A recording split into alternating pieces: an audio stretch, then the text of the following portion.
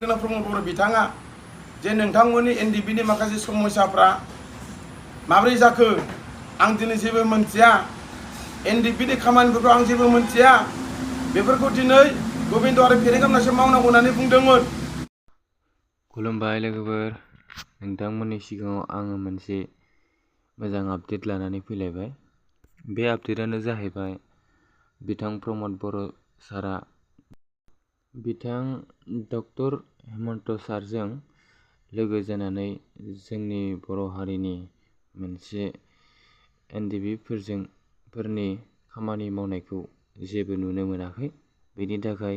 रोखा जानानै फैबाय। अब्ला बिथां प्रमद बर' सारनि बागै बिथांमोना मा बाथ्रा फोरमायदों अब्ला जों खोनासंदिनि। बेनि आगोलावनो नोंथांमोननि सिगाङाव आंनि मोनसे रिकुवेस्ट, बेनो जाहैबाय नोंथांमोना सोरबाफोर आंनि गोदानै चेनेलाव फैदोंबा नोंथांमोना अन्नानै लाइक, साबस्क्राइब, कमेन्ट, शेयार खालामलायो। बेखौनो नोंथांमोननि सिगाङाव आंनिफ्राय मोनसे आसा फारिनो थाहरबाय। बेजों लोगोसेनो आंनि गोसो गोरबोनिफ्राय खुलुमहरनाय थाबाय। थौदो बिदिब्ला स्टार्ट खालामनोसै भिडिअखौ। मानगोनां बिटिआरनि चिफ प्रमद बर' बिथांजों जोंखौ लांनानै बिथाङा रायलायहैदों। बे रायलायहैनायाव जोंनो ओरैबायदि बुंदों मानगोनां प्रमद बर' बिथाङा जे नोंथांमोननि एनडिबिनि माखासे समस्याफ्रा माबोरै जाखो आं दिनै जेबो मोनथिया, एनडिबिनि खामानिफोरखौ आं जेबो मोनथिया, बेफोरखौ दिनै गबिन्द आरो फेरेंगामनासो मावनांगौ होननानै बुंदोंमोन। नाथाय बेहायबो दिनै बिथाङा बार बुंदों, दानसोरां नार्जारिया बार बुंदों जे इउनिटि फराम एक्स एनडिबिखौ जेरैखि जायाबाबो सरकारजों, पावार थानाय सरकारजों एलायन्स जानानै खामानि मावनांगौ होननानै बुंदों। जोंबो फोथायदों, बिथांनि बुंनायखौ जों सानदों, नोंगौ पावार थानाय मानसिफोरजों थाफानानै किसु खामानि मावनांगौ। नाथाय 4 बोसोर बारलांबाय, 4 बोसोर बारखांनायनि उनावबो दिनैनि थासारियाव जोंनि एनडिबिनि माखासे बिथा रेकर्ड जालांखांनायनि उनावहाय दिनैसिमबो 100आव दिनै 10% दिनै इउनिटि फराम हिसाबै बा इउनिटि फरामनि बा दिनै बारग' एनडिबिफोरनि जानानै दिनै मोनसेबो दिनै साक्सेस जायाखै। दिनै रिहाबिलिटेसनाबो दिनै मात्र 500 जादों आरो बेनिफ्राय रिहाबिलिटेसना दिनै 4007 जाबाय आरो बेनिफ्राय दिनैहाय जोंहा मोनबावनांगौ दङमोन। दिनै बेखौबो इउनिटि फराम एक्स एनडिबिआनो आसामनि चिफ मिनिस्टार मानगोनां हेमन्त बिश्व शर्मा सारजों जोङो बार सावरायनायनि गेजेरजों जों दिनैहाय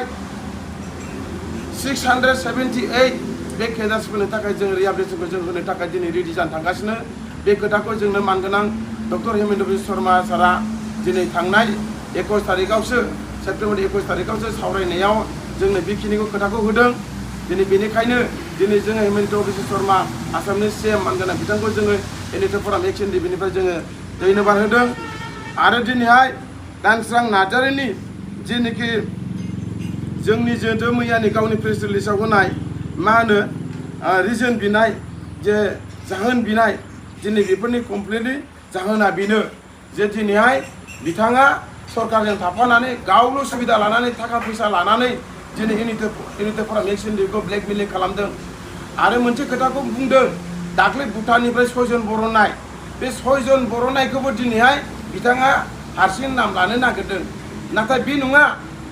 थांनाय मेनि 3 तारिखआव बाक्सा जिल्लानि सिङाव थानाय मानास पार्कआवहाय सिकिरि रेस्टुरेन्टआवहाय आसामनि चिफ मिनिस्टारा इउनिटि फराम एक्स एनडिबिखौ हरनि 12टायाव लोगो हमना रायलायदों। बे रायलायनायाव जों खावलायदों जे जोंनि एक्स एनडिबिनि समस्याखौ मावना होनांगौ। भुटाननिफ्राय लानानै नेपाल बायनाय गुबुन थानाय मानसिफोरखौ लाबोजेननांगौ, केसफोरखौ लाबोजेननांगौ होनायाव जेला बुङो अब्ला भुटाननिखौ डाइरेक्ट बुंदों, प्रमद बर' नोङो भुटाननो लाइजाम लिरदो। दिनै बिथाङा चिफ मिनिस्टारा दिनै बिथांखौ खामान होदों, बेनिफ्रायसो दिनै बिथांमोना खामानि मावनो गोनां जादों। जुदि दिनै चिफ मिनिस्टारा जुदि खामान होआ, दिनै तारिखआव बे 6 जनाबो दिनै तारिखआव मालाल' गबोआ। बिनि कमप्लिटलि रेसपन्सिबिलिटिया 6 जन गबोनाय रेसपन्सिबिलिटिया आसाम गभर्नमेन्टनि दानि मानगोनां सिएम डक्टर हेमन्त शर्मानि आखाइ दंजोबो। दिनै सोरबाया नाम लानो नागिरदों, नाथाय बे कमप्लिटलि बे नंखाय। बेफोरखौ जों मोनथिगौ। आरो दानि जेसेबांनाखि खामानि मावबाय थानो नागिरदों, दिनैहाय बिथांमोना दिनै थाल मोनदों इउनिटि फराम एक्स एनडिबिआ दिनै सिएमजों जों मास मोनसेयावनो खेबनै जों सावरायबाय। बे सावरायनायाव कमप्लिटलि दिनै बिथाङा जोंनि एसुरेन्स होदों एनिटेल फराम एक्स एनडिपिआ जेसेबां जयै थानो हागोन बारग' एनडिपिआ जेसेबां जयै थागोन गाबथानो हागोन नोंथांमोननि समस्याखौ 4 बोसोराव जाय खामानिखौ दिनै बिथाङा बुंदों 4 बोसोर जाबाय बिथांमोना एक्स एनडिपिफ्रा दिनैसिमबो जेबो दिनै दुस्तामि खामानि मावाखै जेबो उसुबिदा खालामाखै बिनि थाखायनो दिनै बिथांमोननि खामानिखौ फाइनाल खालामना होजोबनांसिगौ होननानै बिथांमोना दाख्लै 21 तारिख सेप्तेम्बराव दिनै डक्टर हिमन्त बिश्व शर्माया जोंनो बे खोथाखौ होदों बेनिफ्राय दिनै आरो बेल' नङा मानगोनां रन्जन दैमारि सारनि हियारिंआ फैगौ नभेम्बरनि 20 तारिखआव जागोन रन्जन दैमारि सारनि बिखयै सिबिआइनि केसनि बिखयै जों खावलायदों जे जेरैखि जायाब्लाबो रन्जन दैमारि सारखौ बेलाव लाबोनांगौ बे बेलायाव आसामनि चिफ मिनिस्टार मानगोनां हिमन्त बिश्व शर्मा सारा दिनै बिराद मोजां फोरमायदों जे बिथांनि रन्जन दैमारिखौ बख'नांगौनि थाखाय आसामनिफ्राय जेसेबांनाखि मा होनो एनअसि होनांगौ जेसेबांनाखि डकुमेन्टस नांगौ बे बुस्थुखौ दिनै बिथांमोना हरजोबनायनि दिनै रोखा होजोब्बाय दिनै बे जोंनि थाखाय निउट्रि फरामनि थाखाय दिनै बे मोनसे साननो गोनां जों मोनसे बिसास आरो फोथायदों बिनि थाखायनो दिनैहाय बे जोंनि रन्जन दैमारिनि आरो बाखि केसफोरखौ जेसेबांनाखि दिनै मा होनो मावफुंनो लानाय आरो दिनैहाय आसामनि जेनेरेल एडभकेट मानगोनां देबजित शइकिया दिनै बिथांजोंबो जों लोगो हमदों बे लोगो हमनानै दिनै बिथाङाबो बुंबाय जे नोंथांमोननि केसआ पलिटिकेलि दिनै जाजोबसिगोन आसामनि चिफ मिनिस्टार मानगोनां डक्टर हिमन्त शर्मा सारा आंनो फोरमायहरबाय आसामनि स्पिकार मानगोनां बिश्वजित दैमारिया आंनो मेसेज हरबाय दिनैहाय नोंथांमोननि केसआ टेनसन खालामनांगौ जेबो गैला आङो कमप्लिटलि नर्मेल खालामनानै नोंथांमोननि केसखौ आं फोजोबना होसिगोन होननानै दिनै बिथाङा थांनाय 23 तारिख खालि बेवहाय आंनि प्रेजेन्ट दं मानगोनां मा होनो आसामनि एडभकेट जेनेरेल देबजित शर्माजों सावरायनायाव बिथाङा बे खोथाखौ स्पष्ट होनदों अब्ला दिनै बिथांनि हेमन्त बिश्व शर्मानि दैदेननाय बिश्वजित दैमारि सारमोननि दैदेननायनि गेजेरजों दिनै जिबायदि मोजां मोनसे परिबेसाव फैदों बे मोजां परिबेसाव फैनायखौ नुनानैसो दिनै जोंनि मानगोनां जेनेरेल सेक्रेटारि दानस्रां नार्जारिया दिनैसो गावखौ जेनेरेल सेक्रेटारि होननानै दिनै नाम लानो नागिरफिनदों इउनिटि फराम एक्स एनडिपिनि जेनेरेल सेक्रेटारि नाम लानो नागिरफिनदों दिनै बिथाङा दिनैसो सिमां नुफिनदों मानो दिनै जोंनि इउनिटि फराम एक्स एनडिपिनि खामानिया दिनै मोजांनिफ्राय मोजां जाबोनायखाय दिनै क्रेडिट लानो नागिरफिनबाय बिथांखौ दिनै जों बिराद फोथायोमोन जोबोद मोजां मोनोमोन नाथाय दिनै बिथाङा जोंखौ एरायना थांनायनि उनावहाय जों जेला एग्जिकिउटिभ मेम्बार हिसाबै दोनो अब्लासो बिथाङा दिनै खर'बो सादों आरो मोजां फिथाइखौ नुहुरनाय बायदिखाय मोजां रिजाल्टखौ मोनसिगोन बायदिखौ नुनायखाय दिनै बिथाङा मा खालामदों इउनिटि फराम एक्स एनडिपिनि जेनेरेल सेक्रेटारि होननानै दिनै बिथाङा डिमान्ड खालामदों लाजिनांगौ बिथाङा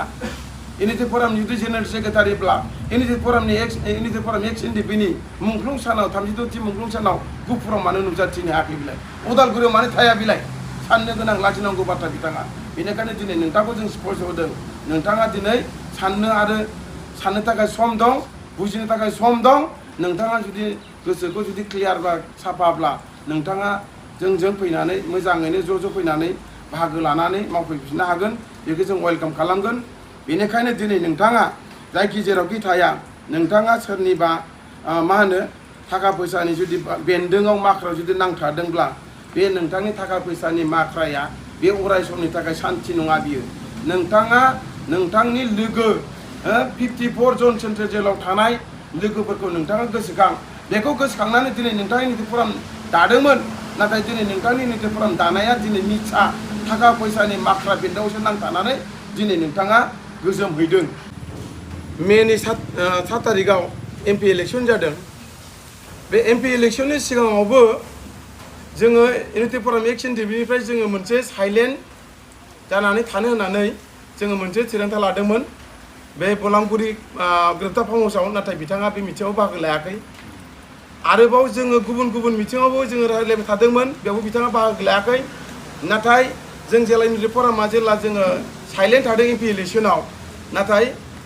जोंहा मानगोनां दानस्रां नार्जारि बिथाङा एमपि इलेक्सनाव गावनि टिमखौ लानानै बिथाङा मा खालामखो मेनि 7 तारिख खालि क'क्राझार टाउनावनो थानाय बिपिएफ अफिसाव दरखं मोखाङावनो लैहोर फंबायखौ दिनै बिथांमोना मोनसे टिम लानानै बिथांमोना होसोदों आरो दिनै बुदों बे बुनायावथ' 100% दिनै दानस्रां जुरिस दङ गासैबो बिनो गोजा नै बिथांमोना फार्स्टआव बै खनायाव थादों मोनसे जायगा र' नै मिथिबाय नै बै खनायाव दंहैयो बिसोरो माबाखौ मोनबा जागोन डेटखौ मोनब्ला हामजायो दिनैहाय इउनिटेड फरामनि माखासे रुलखौ सिफायनायनि थाखाय जों बिथांखौ रिसाफार खालामनानै जोङो बोखारनो गोनां जादों जोंनो सेक्रेटारि पदनिफ्राय बेनो